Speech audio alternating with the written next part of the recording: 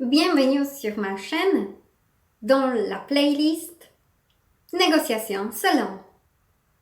Je m'appelle Maria, je facilite l'apprentissage de négociation.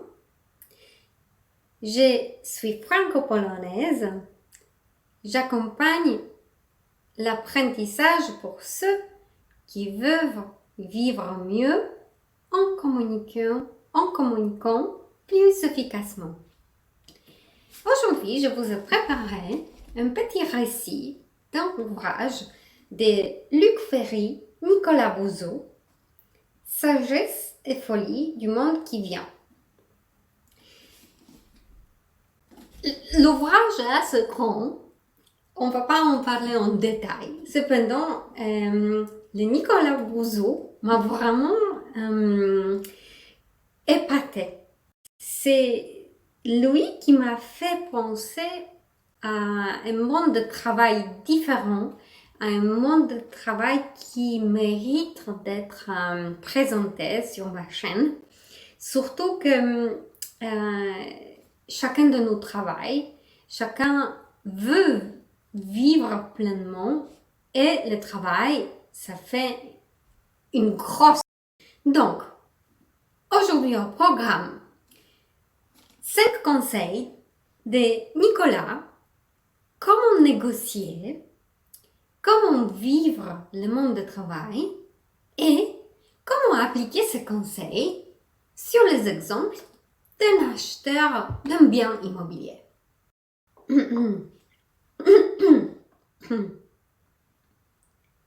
Nicolas Bouzou, c'est un économiste, l'auteur de plusieurs ouvrages, entre autres La comédie inhumaine, comment les entreprises font fuir les meilleurs.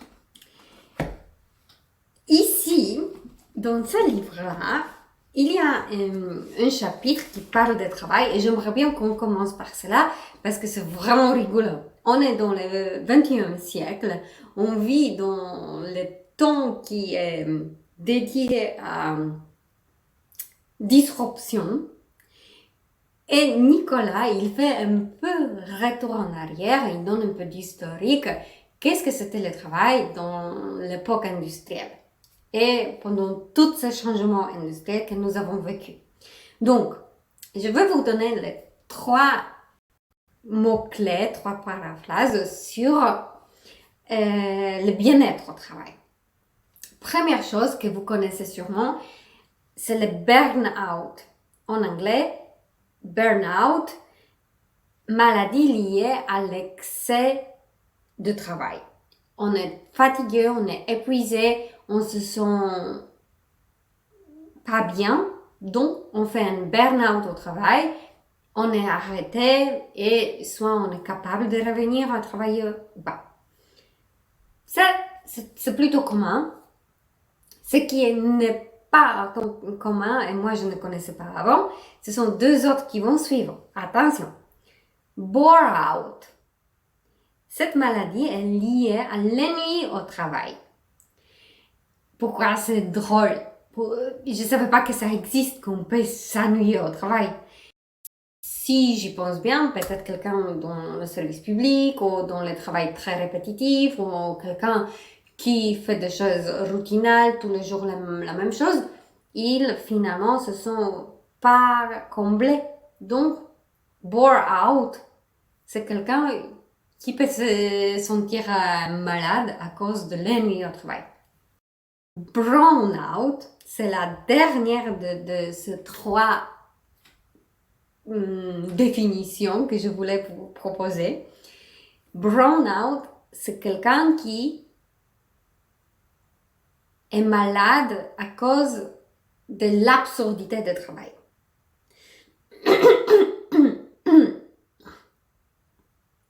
Donc, si son travail était l'absurde et il était obligé à poursuivre, il peut être brown out. Pourquoi j'en parle? Pour donner un peu un cadre, pour nous montrer qu'il y a des mondes de travail qu'on ne connaît pas peut-être, mais il y a des maladies liées au changement de temps, où nous avançons, qui nous devenons, comme la société, comme l'économie. comme le monde industriel. Voyons qu'est-ce qu'il va suivre.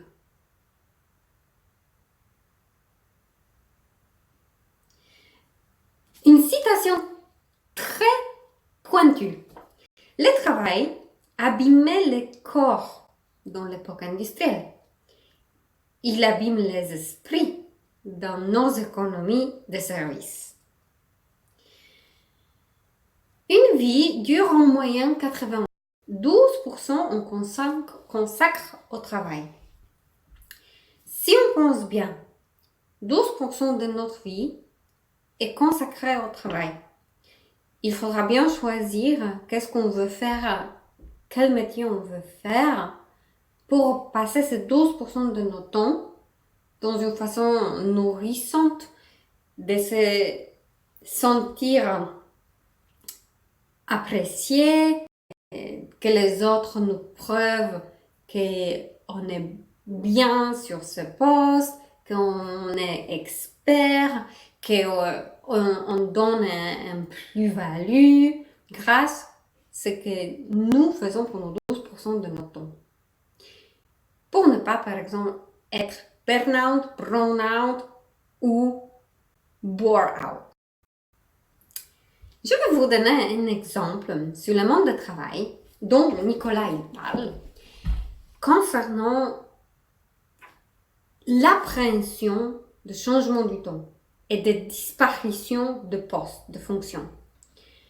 Actuellement, ce sujet revient et les gens ont peur que leur poste sera supprimé, qu'il y aura de remplaçants qui vont savoir mieux faire, il y aura intelligence artificielle qui arrive, donc il n'y aura plus besoin de travail. Moi, je suis confiante et je suis plutôt d'avis que le monde change pour de bien. Je comprends qu'il y a des métiers qui disparaissent et je vois ça sur la rue. Il n'y a plus quelqu'un qui s'occupe de réparer les montres. Maintenant, on a tous les montres connectées. Il n'y a plus, par exemple, de sténographistes, secrétaires qui faisaient les scénographies. Et en même temps, regardons, oui, il n'y a plus de machines à écrire, mais il y a des ordinateurs.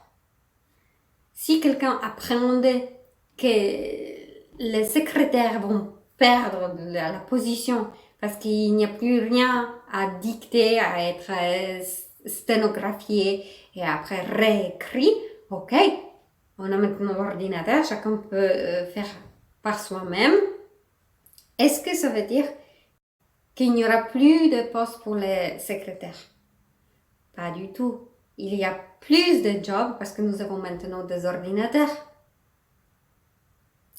Je vais vous donner des exemples de livres et après un exemple de ma vie personnelle, si vous voulez savoir. Et dans les commentaires, vous pouvez mettre aussi vos exemples à vous. Parce que j'ai l'impression que en vivant dans le 21e siècle avec l'intelligence artificielle, on voit des changements qui arrivent. Ok, Nicolas il parle de temps antique, de Rome antique, de temps de Néron, où le feu a détruit la ville Rome, et il y avait Vespasien qui a prendre les grues, parce que les grues peuvent rendre le travail des ouvriers obsolète. Et cela peut faire d'être une cause de disparition des emplois. Un autre exemple qui vient de mon expérience personnelle, c'est pendant une pause déjeuner, quand je travaillais dans une entreprise où il y avait la cantine, je suis descendue chercher à manger avec mes collègues et il y a une autre collègue plus âgée devant moi dans la queue aux caisses. Et en fait, il y avait le choix, soit les caisses automatiques, comme au supermarché, qu'on scanne tout seul nos produits, soit une caisse avec une vraie caissière. Et il y avait la queue beaucoup plus longue pour la caisse avec une personne derrière. Mais cette personne-là, elle s'est mise exprès dans la longue queue en me disant à voix haute, bon, il faut préserver les emplois. Moi, j'étais surprise parce que je me suis dirigée vers les caisses automatiques avec mon plateau et les produits que j'avais sur le plateau. Quelque part, la mentalité des gens qui sont à Paris, qui sont dans un lieu qui est des gens bien éduqués, et c'est un milieu où on quelque part côtoie les gens de tous les backgrounds, les couches de société qui se mélangent, mais c'est vraiment le noyau, comment dire, les gens qui ont été choisis pour travailler dans cet immeuble-là, c'est pas une petite entreprise, ce sont vraiment les grandes entreprises dans cet immeuble-là. Et il y a une personne qui dit qu'elle apprend de disparition des caisses. Je dois dire encore que c'était avant l'époque de Covid. Donc, il y avait peut-être la mentalité un peu plus touch. On peut tous se toucher, on peut tous se faire des bisous, on peut soutenir des caissières. Maintenant, on est devenu un peu plus autonome. On ne paye plus en liquide, on paye tous par téléphone. Cependant, pour moi, c'était intéressant. Pendant mes études MBA, il y avait déjà le discours qu'on est dans le monde disruptif, il y a des métiers qui changent et ils disparaissent, et il y a un métier qui disparaît, mais il y a son nouveau métier qui apparaît.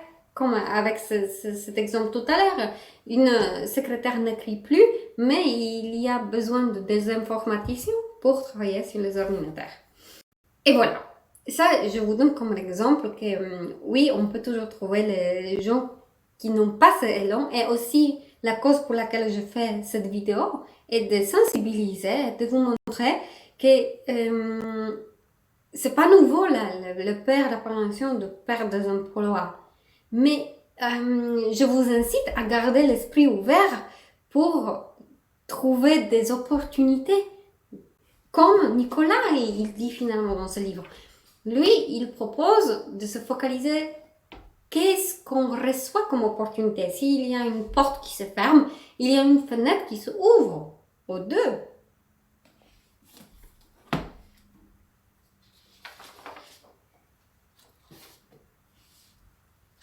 Ce que veulent les humains, ce n'est pas arrêter de travailler, c'est de travailler mieux, faire des choses intéressantes et qui font sens, et de voir les résultats de leur labeur. Cette citation de Nicolas Bouzou m'a touchée profondément. Moi aussi je veux, et c'est ça mon objectif, c'est ça où je me dirige dans ma vie. Je veux travailler mieux, je veux faire des choses plus intéressantes. Je me dirige là. J'espère que avant ma retraite, je vais encore changer les postes, les compétences, la description de mon job 10 fois. J'aimerais bien me développer, devenir quelqu'un qui utilise la capacité mentale.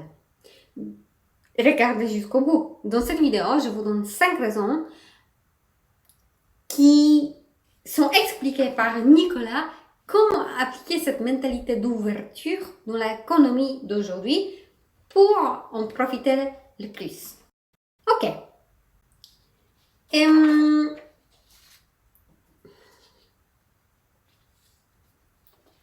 Dans ce livre, les idées, comment la négociation peut être envisagée dans le contexte des évolutions économiques, technologiques et sociales, sont décrites à la Nicolas Bouzou.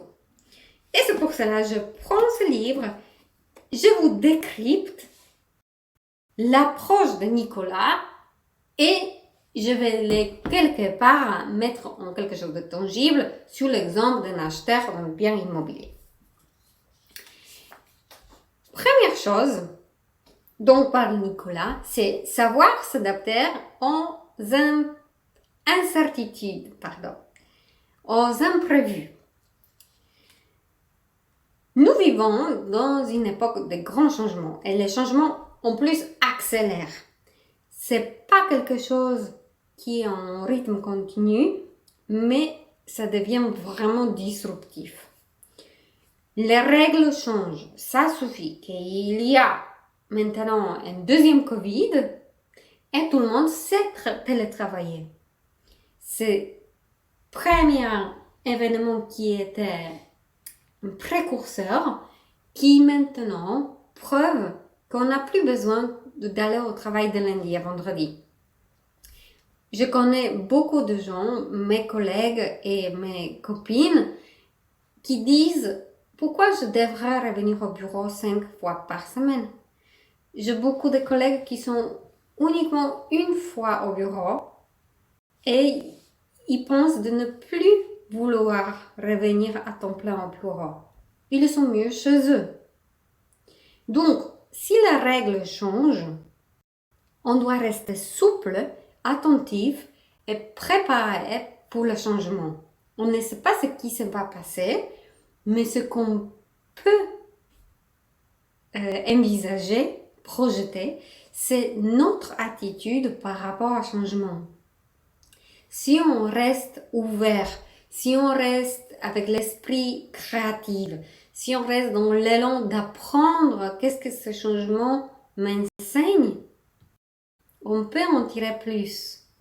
On peut trouver toujours la solution et sortir par la fenêtre. Pour donner un exemple, dans le monde immobilier, les taux de crédit changent. Les prix d'immobilier actuellement sont vraiment dans une chute qui est imprévue avant. Parce que personne ne veut acheter maintenant en ville. Les gens achètent au village.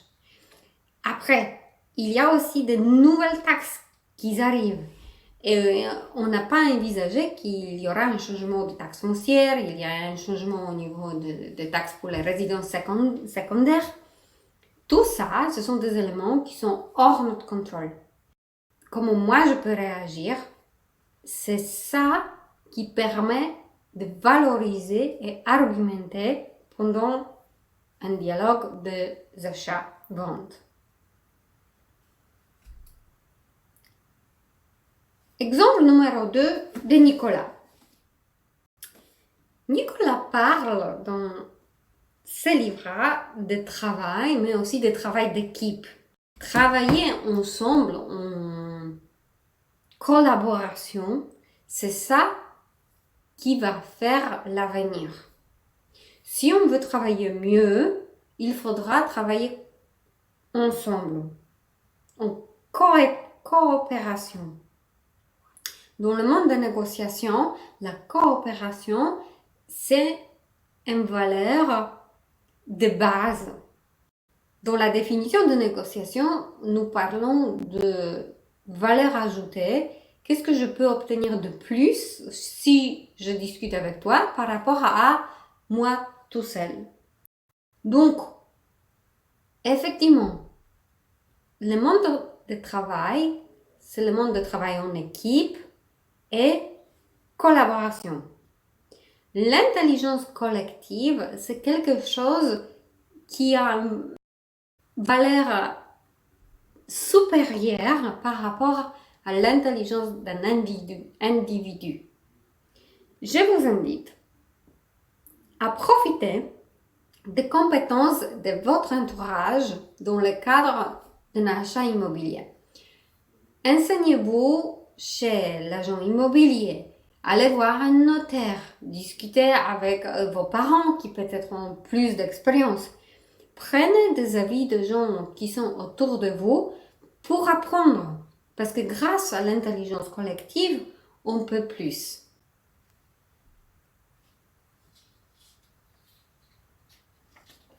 Le principe numéro 3 de Nicolas Bouzou peut être résumé comme la rationalité qui n'est pas toujours le moteur principal des décisions humaines. Et cela, ça me fait rire un peu parce que même un économiste, même quelqu'un qui est scientifique, très cartésien, lui, il parle des émotions. Que le monde d'émotions, c'est quelque chose qui nous appartient. Et on est un être émotionnel. Dans l'immobilier, surtout, vous pouvez aller voir l'autre vidéo que j'ai fait. Quelle négociation dans l'immobilier, où je donne des exemples émotionnels. Il y a entre autres une maison familiale que le vendeur n'a pas voulu vendre parce que un acheteur potentiel a dit qu'il va abattre l'arbre ou les arbres dans le jardin. C'est intéressant, je trouve.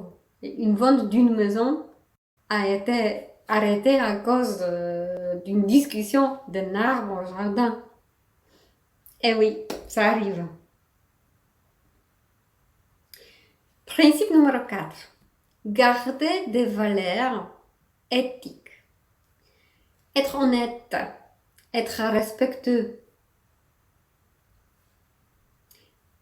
Prévention de conflits. Dans le monde immobilier, il faudra savoir qu'il y a cette garantie décennale. Et la garantie décennale vous permet de revenir, faire un recours au prestataire qui a fait par exemple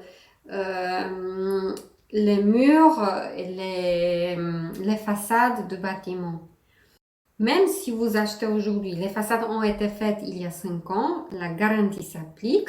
Donc, c'est bien, premièrement, d'avoir la facture pour savoir qui appelait, mais deuxièmement, garder un bon contact avec les vendeurs précédents au cas où il faudra s'enseigner, chercher l'information, avoir plus d'historique, savoir qu'est-ce qu'il était sur la façade, où sont les tuyaux, où est arrivé d'eau.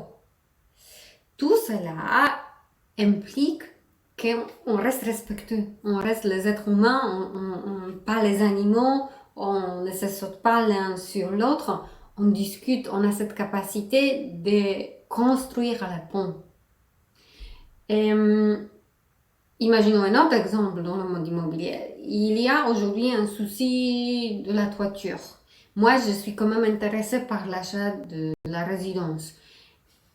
Si je reste un être humain bien posé et carré, et je dis au vendeur, écoutez monsieur, ça m'intéresserait d'acheter votre maison, cependant il y a un souci de la toiture et je vous propose de me faire une réduction de prix parce qu'il y a évidemment les travaux qui arrivent. Il n'y a pas besoin de se battre.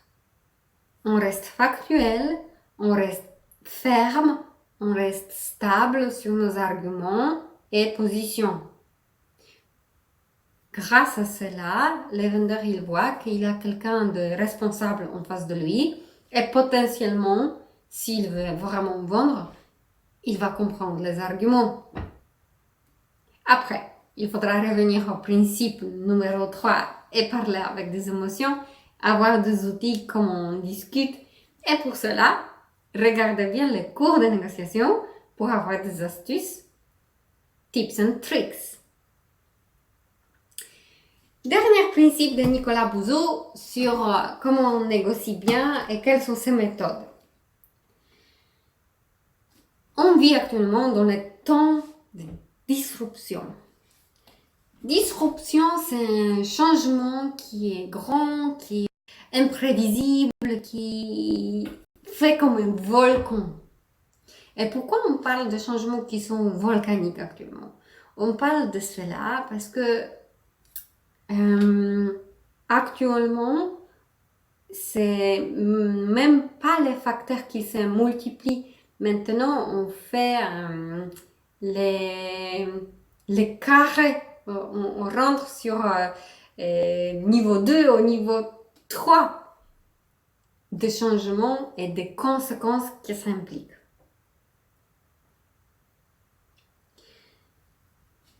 Pour vous donner des exemples de disruptions, on peut parler de l'approche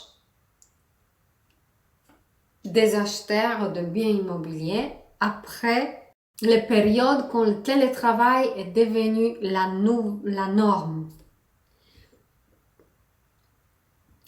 Grâce à cette approche de télétravail qui est maintenant autorisée pleinement, il y a beaucoup plus d'acheteurs de maisons qui sont hors centre-ville. Avant, ce n'était pas le cas. Ceci, c'est un potentiel et pour les agents immobiliers et pour les acheteurs pour s'éloigner et avoir une qualité de vie, équilibre la vie perso, pro, différent qu'auparavant. Et maintenant, on arrive, quelque part, on a fait une boucle, on arrive au monde d'intelligence artificielle. Ce que Nicolas, il dit que les métiers vont disparaître, mais ces métiers qui savent utiliser l'intelligence artificielle resteront et ils vont grandir. Pour moi, c'est intéressant parce qu'un des métiers qui restera, c'est la négociation. Négociation, ce n'est pas un métier qui disparaîtra. Il y a trop d'éléments humains, émotionnels, qui est incrusté dans la négociation, dans l'art de négociation. Si on veut bien communiquer, si on veut obtenir des résultats qui sont multipliés, si on veut avoir la plus-value par rapport à moi tout seul, il nous faudra discuter avec les gens. Donc, l'intelligence artificielle, bien évidemment, peut nous aider à rédiger les accords juridiques, à vérifier les clauses, garanties, proposer des clauses et paragraphes. Mais ce n'est pas l'intelligence artificielle qui va ressentir, avoir l'intuition des choses, vrais sentiments et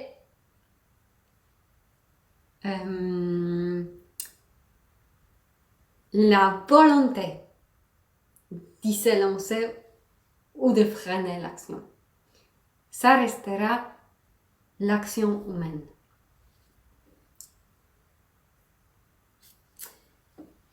Pourquoi il ne faudra pas avoir peur d'intelligence artificielle? Sur mon exemple, je vais vous dire que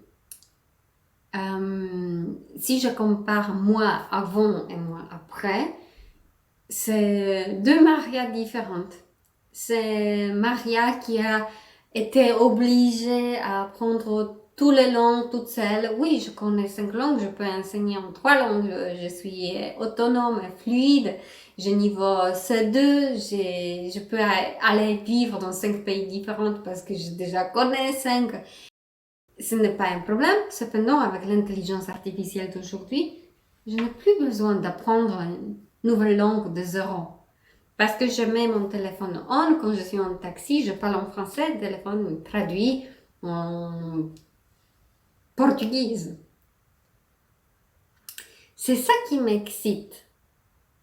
Que l'intelligence reste artificielle, elle va apprendre de nous, mais elle ne sera jamais supérieure à l'intelligence humaine.